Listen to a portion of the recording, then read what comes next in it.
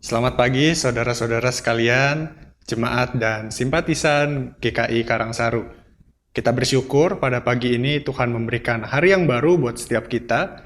Dan sebelum mengawali hari ini, mari kita bersama-sama mendengarkan renungan dalam program Hikmat Pagi hari ini. Sebelumnya mari kita berdoa.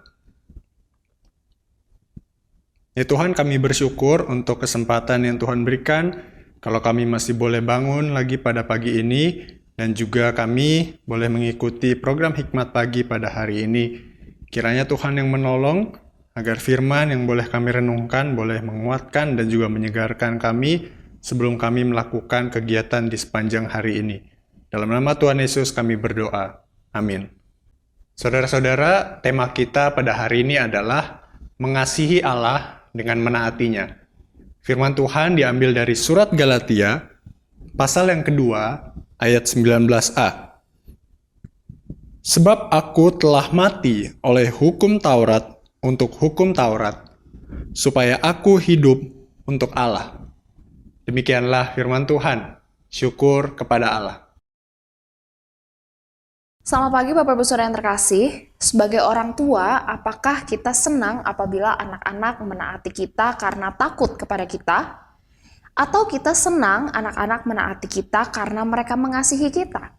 Sebagai anak-anak, apakah kita lebih suka menaati orang tua yang kita takuti? Atau kita lebih suka menaati orang tua yang kita kasihi? Ketaatan seharusnya muncul dari hati yang mengasihi, bukan karena perasaan takut.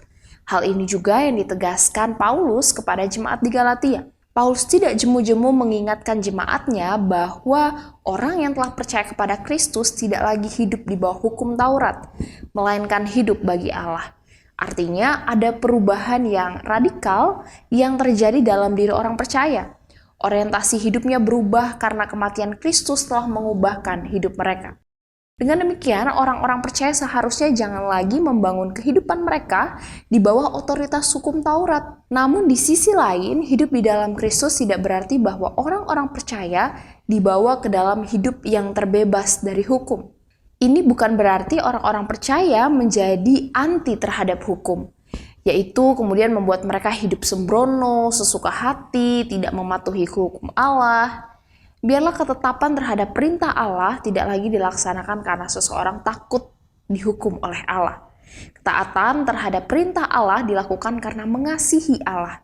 Kita bersyukur bahwa atas anugerah Tuhan yang telah menyelamatkan kita, biarlah itu membuat kita terus meresponnya di dalam ketaatan yang penuh. Bagaimana dengan kehidupan kita? Sudahkah kita memahami besarnya anugerah Allah yang menyelamatkan itu? Bagaimana respon kita terhadap anugerah Allah?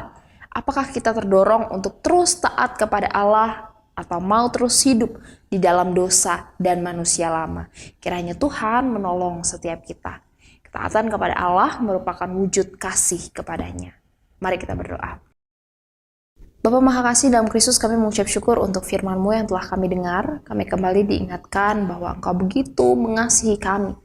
Dan Tuhan, biarlah kasih yang telah Engkau nyatakan di dalam kehidupan kami mendorong kami, anak-anak-Mu juga rindu untuk mengasihi Tuhan lebih sungguh lagi di dalam hidup ini.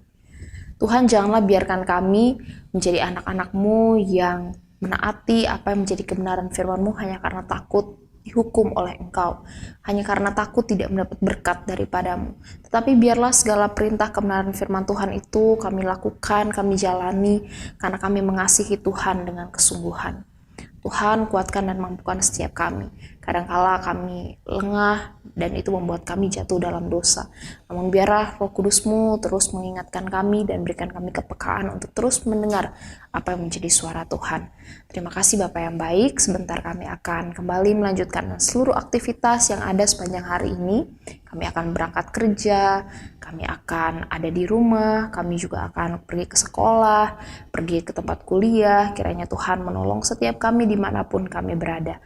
Jaga dan lindungi kami, serta berikan kami kekuatan yang daripada Tuhan. Terima kasih Bapa, terpujilah nama-Mu, demi Kristus kami berdoa.